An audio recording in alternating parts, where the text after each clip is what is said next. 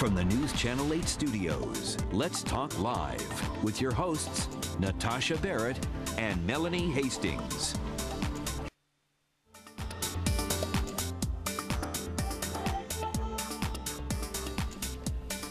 Well, in our second episode of Small Spaces, Big Ideas, we are tackling the living room. Interior decorator Denise Willard is back with us. She's got some creative ideas. Good to see you back again, Denise. Thank you. And Denise is with Design Decor, right? Decor by Denise. Mm-hmm. Decor by Denise. Yeah. Got to get that right. That's okay. So a lot of people have small spaces, and they're looking for ways to maximize the square footage. So you've got some great ideas, and we're going to start with the living room this time, right? Absolutely. Last week we talked about the master bedroom, and some of those ideas still apply here because it's a small space, and those concepts of basically building out a strong focal point and using mirrors and all those creative ideas still apply here. But today I'm going to show you a few new ideas that hopefully will give you some new things to think about. Wonderful. Okay, so the first one, as we take a look at the first picture, using built-ins. Yes, a lot of times, and this can be accomplished in multiple ways, and we do have a picture to show you as well.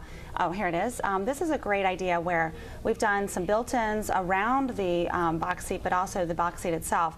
Inside of the box seat is storage, and we actually did something very similar to this in a house in Arlington where we did a box seat with storage and some surrounding bookcases, and it really works well not only for storage but also for display. So you sort of get two bangs for your buck, so to speak, and it really makes it much more functional and really leverages the space that you have. That is such a pretty room there. It is pretty. It's just pretty to the eye. And usually when you have a box seat there, you would think it would be near a bay window or something like here. We don't have a bay window, but it does allow you the wall space to use. It does. And we also use these a lot in breakfast nooks to sort of take advantage of those little alcoves and things that isn't quite big enough for a full-size table, but you still want to have some seating. So we do that a lot in those kind of spaces. It's a little architectural details like this that really make space charming, from plain to charming. What about the paint color? It was very light, looked like it was a shade of white. It was very light, and last week we talked about using neutral colors and then just using pops of color, whether it be in a rug or in your accessories. And in that space, that's sort of what the whole concept was there as well, using that same kind of concept to make the space look bigger. Okay, so you've got the built-ins, and another way of maximizing the space, you say pieces that have wheels are good? Yeah, we have a picture actually. It's actually functional furniture that can be moved around. So like if you need to open up the space to have a party or something like that, you can move it around and get rid of the piece or leverage it on a day-to-day basis. You also can move it out of the way. Say in this instance, that sofa is a sofa bed. So if you needed to move that, the coffee table actually has wheels on it. I don't know if you can see that. But if you needed to move that out of the way and actually make that into a guest bedroom, you could do that. And also in this room, you can see off to the left, they've actually incorporated the built-ins like we just talked about to maximize storage. And also that very strong focal point wall in the back, which is something we talked about last week, is another great idea to really make your eye focus on the focal point so you don't really focus on how small the space is. So I really like that. Really this room encompasses a lot of the ideas that we've talked about. First of all, I can't believe that sofa is a sofa bed. It doesn't look like small. a sofa bed, does it? It's a petite one, but it definitely is. Yeah. That's a great idea. Now you've got some wall covering on that back wall. Yes.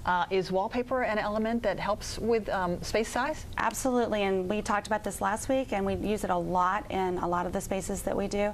Wallpaper is actually really popular right now. We use it, surprisingly enough, a lot nowadays on walls, on ceilings especially, and really to create a strong focal point, it's a great way to do that in a very inexpensive way, to add something that's a little bit different than just straight on paint. Yeah, and just having one focal wall with the paper and maybe paint on the other ones. Absolutely. This is the best idea for a small space because then it doesn't seem so cavernous and your eye is sort of drawn into that one wall versus focusing on everything else. And it adds texture and color. Absolutely, yeah. So that looks really great. Makes a big difference. You know, the other trend, in addition to your furnishings, a lot of people are using their, say, third bedroom as a multi-purpose room. Right. So this is one way to do it, by having furniture that kind of converts. Right. One day it can be a bedroom, the next day it can be an office, or it could be a workout room. And we are going to talk about guest bedrooms, or we incorporate offices too in one of our episodes that's going to come, so we'll talk about that. But no, you're absolutely right. All right. Now, let's move to another area of the house that sometimes gets overlooked, under the staircase. Yes. Some great space there. Absolutely. And if you go into any of the homes in Arlington and D.C., that's often a space that's really like awkward. There's not like a real defined foyer, and sometimes there is space there that we can leverage. And so we have a couple of ideas here. One is where we've built out some more decorative and more refined storage, where you'd actually have to have a carpenter come in and implement this for you. But the other idea, what exactly did you do under the stairs here? I mean, I'm seeing like looks like doors. There are doors there that are decorative. Underneath, there's some baskets there's some shelving where you can actually store things. Say you have boots, kids' boots, sweaters, little gloves and scarves and things. They can all be stored in there in those baskets, and so it makes it sort of almost like a mini mudroom. So why would you use glass panes on the doors as opposed to just a solid door where you couldn't see the clutter behind it? It's really an aesthetic. For some clients, they like to make it a little bit more open. So, and in this case, we use some baskets behind the doors, so they're more decorative and prettier to look at. Whereas if you just wanted to throw clutter in there, you probably don't want the glass, right? Yeah. So, yeah. But it is a great use, though, of space. And here's another picture of using some space under the stairs. This one's more of a family-friendly space, and this is one that you could easily implement using Pottery Barn and Crate and Barrel pieces. You don't have to have someone specially construct anything for you, like in the last episode, or last picture, I should say.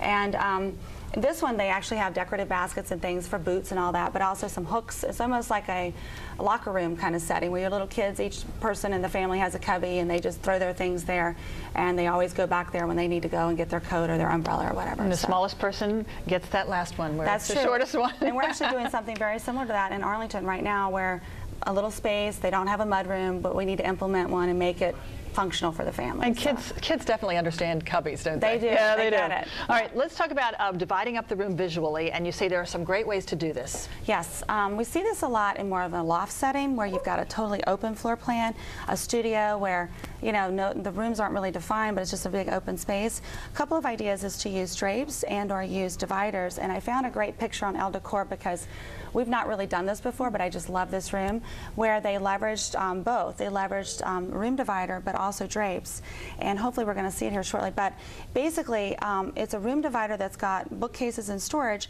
and on the other side of it, oh, here you go. This room is stunning, isn't it? On the other side, those pops of pink are actually drapes. And at night, you can shut those drapes. There's a bedroom back there, but during the day, you can open it up and keep it all sort of fluid and flowing.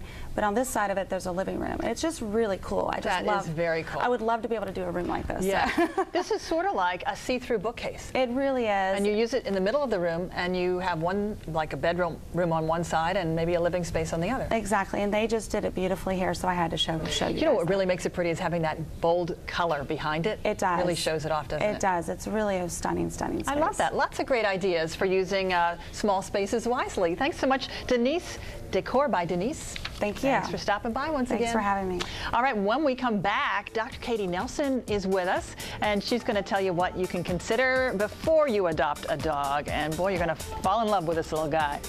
So we'll be right back. Stay tuned.